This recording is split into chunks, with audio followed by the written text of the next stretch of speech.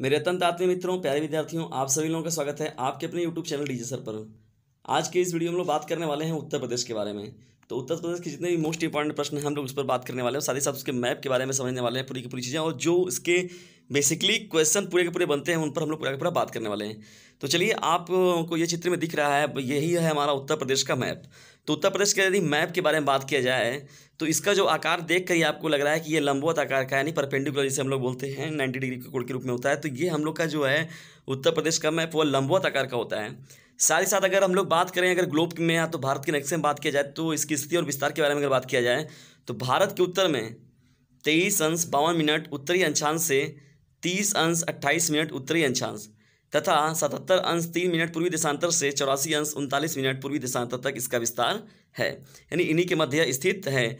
अगर बात करें हम लोग उत्तरी अक्षांश या देशांतर की बात होती है तो देखिए, मुख्य रूप से अगर ग्लोब पर अगर बात करते हैं आप तो देशांतर रेखा होती है और साथ ही साथ उसके अक्षांश रेखा होती है। तो देशांतर रेखा होती है जो ग्लोब पर आपकी खड़ी लाइनें होती हैं उसे हम लोग देशांतर रेखा बोलते हैं, और जो आपकी लेटी हुई लाइनें होती हैं उसे हम लोग अक्षांश रेखा बोलते हैं। तो इससे आप समझिएगा कि देशांतर रेखाएं और अक्षांश रेखाओं का मतलब, देशांतर रेखा का मतलब होता है कि लेटी हुई, और जो अक्षांश रेखा होता है देशांतर रेखा का मतलब खड़ी रेखाएं, और अक्षांश का मतलब क्या हो जाए, लेटी हुई। तो इस तरीके से ग्लोब पर आप यहाँ पर जो भारत के में इस प्रकार से उत्तर प्रदेश का विस्तार है।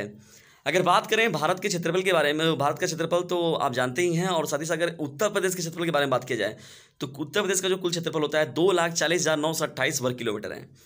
अगर बात किया जाए तो कुल क्षेत्रफल का यह 7.33% होता है, यानी पूरा जो भारत का क्षेत्रफल है 32,84,263 वर्ग किलोमीटर है, तो उसमें से 2,40,988 वर्ग किलोमीटर का निकालेंगे आप तो कुल क्षेत्रफल का 7.33% जो क्षेत्रफल है वो किसके पास है, उत्तर प्रदेश के पास है। बात करें अगर हम लोग पूर्व से पश्चिम तक की लंबाई, तो पूर्व से पश्चिम तक की लंबाई के बारे में बात किया जाए तो 650 किलोमीटर का डिस्टेंस है। साथ ही साथ उत्तर से दक्षिण तक की चौड़ाई के बारे में बात करें हम लोग तो 240 किलोमीटर है। इस डिस्टेंस को भी आपको याद रखना बहुत ही जरूरी है, साथ साथ उत्तर प्रदेश के कुल क्षेत्रफल को भी आपको याद रखना बहुत ही इंपॉर्टेंट है। उत्तर प्रदेश से रिलेटेड प्रश्नों की श्रृंखला को हम लोग आगे लेकर बढ़ते हैं और देखते हैं कि और महत्वपूर्ण प्रश्न क्या है हमारे। उत्तर प्रदेश में हम लोग बात किया जाए तो राज्य का जो पूर्व नाम था उसे हम लोग संयुक्त प्रांत, यानी उत्तर प्रदेश को हम लोग पहले संयुक्त प्रांत के नाम से जानते थे। राज्य के पुनर्गठन की अगर बात किया जाए तो इसका जो पुनर्गठन हुआ था 1 नवंबर 1956 को हुआ था। उत्तर प्रदेश की राजधानी अगर देखा जाए तो लखनऊ है, उत्तर प्रदेश की राजधानी, जो कि कोविड से भी बहुत ज़्यादा प्रभावित हुआ था यह जिला जो है। तो उत्तर प्रदेश की जो राजधानी है वो कहाँ है, लखनऊ है। राज्य दिवस अगर हम लोग मनाते हैं प्रत्येक वर्ष जो उत्तर प्रदेश का मनाया जाता है तो 24 जनवरी को जो होता है उत्तर प्रदेश का राज्य दिवस के रूप में हम लोग मनाते हैं।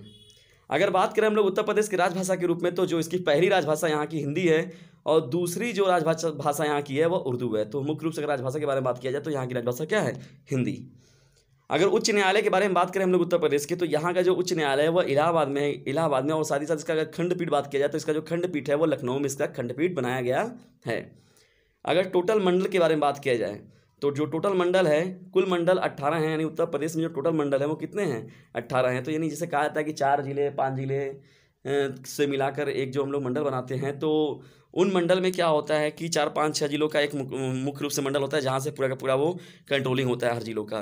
तो कुल मंडल टोटल जो बनाया गया है हमारे उत्तर प्रदेश के लिए तो वो टोटल 18 हैं। अगर कुल जिले और जनपद के बारे में बात किया जाए टोटल उत्तर प्रदेश के तो टोटल कुल जिले जो हैं उत्तर प्रदेश में 75 हैं। प्रश्नों की श्रृंखला में आगे बढ़ने से पहले यदि वीडियो आपको पसंद हो तो इसे लाइक कीजिए, शेयर कीजिए, और चैनल पर नए तो सब्सक्राइब करना बिल्कुल भी मत भूलिएगा, क्योंकि ऐसे ही मोस्ट इंपॉर्टेंट वीडियो जो है आपको नियमित रूप से मिलती रहती है। उत्तर प्रदेश के बारे में अगर हम लोग और बात करें तो यहाँ पर देखिए, जो बात किया जाए तो जो यहाँ का विधानमंडल है वह द्विसदनीय है। द्विसदनी का मतलब होता है जिसमें विधानसभा भी है और विधान परिषद भी है। तो विधानमंडल जो यहाँ का है वह द्विसदनीय है, तो इसमें विधान परिषद और विधानसभा शामिल है।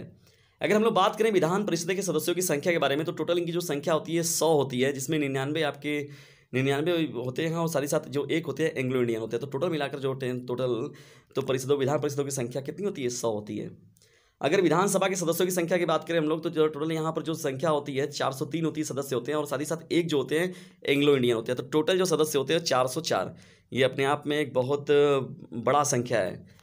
अगर पूरे कंट्री से बात की जाए तो बहुत ज़्यादा यहाँ से लोकसभा सीटें भी उत्तर प्रदेश से ही लेकर मिलती हैं। तो लोकसभा के सदस्यों की संख्या अगर बात किया जाए तो लोकसभा के सदस्यों की संख्या में टोटल जो सीटें यहाँ की हैं वह 80 हैं। इसलिए उत्तर प्रदेश जो है अपने आप में केंद्र बिंदु के रूप में एक बड़ा राज्य है उत्तर प्रदेश के भारत देश के लिए, क्योंकि यहाँ पर किसी भी राज सत्ता के लिए बहुत ही महत्वपूर्ण यह राज्य है।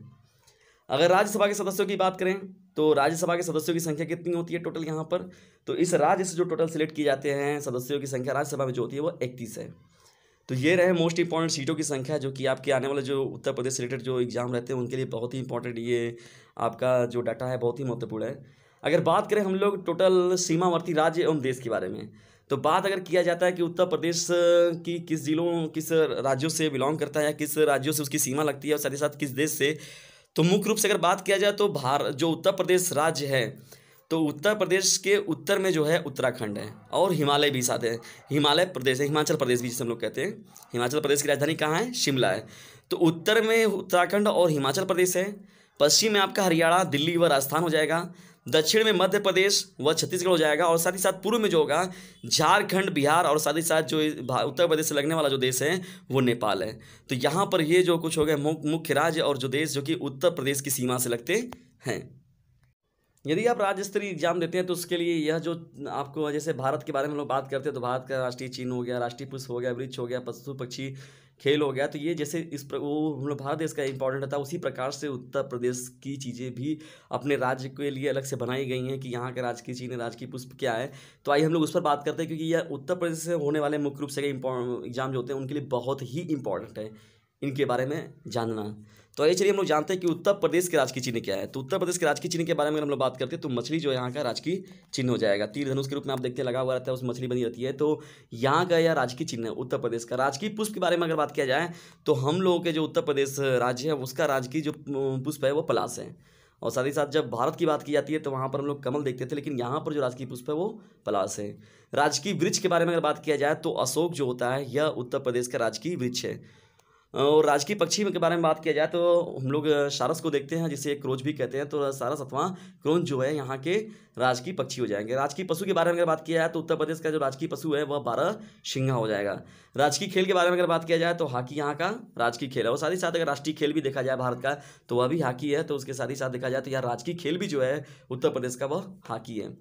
अगर बात किया जाए हम लोग अगर जो टोटल राज्य हैं और केंद्र शासित प्रदेश है तो उसमें अगर जनसंख्या की दृष्टि से देश में स्थान देखा जाए तो यह प्रथम स्थान पर है। लगभग अगर जो 2011 की जनगणना के अनुसार देखा गया था उसी समय हम लोग की जनसंख्या लगभग 20 करोड़ के करीब थी। अब तो जनसंख्या बहुत ज़्यादा हो गई होगी, क्योंकि अब जनगणना भी नहीं हुई है। 2021 में देखिए नियम उयम बना है, जो मतलब जनगणना होने वाली है, तो जहाँ तक अब होगा लगभग 30, 35, 40 करोड़ तक भी यहाँ की जनसंख्या जा सकती है। अगर क्षेत्रफल की दृष्टि से बात किया जाए तो चौथा स्थान है, जिसमें कि पहले स्थान पर राजस्थान हो जाएगा आपका, फिर मध्य प्रदेश है, महाराष्ट्र के बाद चौथे स्थान पर जो आता है नंबर उत्तर प्रदेश का आता है क्षेत्रफल की दृष्टि से। आइए प्रश्नों की श्रृंखला में लोग आगे बढ़ते हैं और देखते हैं कि उत्तर प्रदेश के और महत्वपूर्ण चीज़ें क्या हैं। यदि बात किया जाए उत्तर प्रदेश के लिंगानुपात के बारे में तो 912 महिलाएं प्रति 1000 पुरुष पर यहाँ पर हैं। तो लिंगानुपात आप याद रखिएगा कि 912 जो है 912 1000 में है हो जाएगा आपका यहाँ पर। जनसंख्या घनत्व के बारे में अगर बात किया जाए तो 829 व्यक्ति प्रति वर्ग किलोमीटर के रूप में यहाँ पर निवास करते हैं, 829।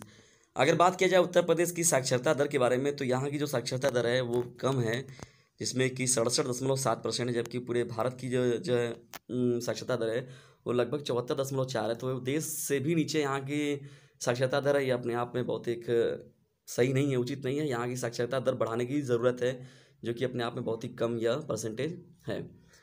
प्रथम मुख्यमंत्री के बारे में अगर बात किया जाए उत्तर प्रदेश के तो ये देखिए कहीं कर भी कोई भी राज्य हो गया, कोई भी देश हो गया, तो वहाँ के प्रथम भी मुख्यमंत्री हो गए, राज्यपाल हो गए, राष्ट्रपति हो गए, तो ये अपने आप में मायने रखते हैं। तो उत्तर प्रदेश के प्रथम मुख्यमंत्री के बारे में अगर बात किया जाए तो श्री गोविंद वल्लभ पंत जी जो यहाँ के प्रथम मुख्यमंत्री थे। प्रथम राज्यपाल के बारे में अगर बात किया जाए तो श्रीमती सरोजनी नायडू जी थी, इनको कोकिल हम लोग याद करते थे इनको। यहाँ प्रथम राज्यपाल के रूप में जो है वो श्रीमती सरोजनी नायडू जी हैं। वर्तमान मुख्यमंत्री के बारे में अगर बात की जाए तो श्री योगी आदित्यनाथ जी हैं इस समय, जो कि कार्यभार संभाल रहे हैं इस समय उत्तर प्रदेश के। और वर्तमान राज्यपाल के बारे में बात किया जाए तो आनंदीबेन पटेल जो है यहाँ की इस समय राज्यपाल हैं। इसके साथ ही साथ ये जो हैं मध्य प्रदेश की भी राज्यपाल हैं। तो ये जो इनको कार्यभार दिया गया है, यह उत्तर प्रदेश के राज्यपाल के रूप में आनंदीबेन पटेल अपना कार्यभार संभाल रही हैं। तो ये रहे मोस्ट इम्पॉर्टेंट प्रश्न जो कि एक दृष्टि में देखा गया है उत्तर प्रदेश के। प्रश्नों की यह श्रृंखला आपको कैसे लगी और आपके आने वाले एग्जाम में कैसे यह काम करेंगे, इनके बारे में कमेंट बॉक्स में बताते रहिएगा। और साथ ही साथ आपको किस विषय किस टॉपिक पर वीडियो चाहिए इसके बारे में भी हमें ज़रूर कमेंट्स बॉक्स में बताएं। और साथ ही साथ वीडियो आपको कैसा लगा इसकी राय हमें ज़रूर दें, और हमें अगर सुधार की कोई आवश्यकता है तो उसके बारे में भी हमें नियमित रूप से बताते रहें। Thanks for watching this video को अगर आपको पसंद आता है तो इसे लाइक कीजिए, शेयर कीजिए, और चैनल पर लाएँ तो सब्सक्राइब करना बिल्कुल भी मत भूलिएगा।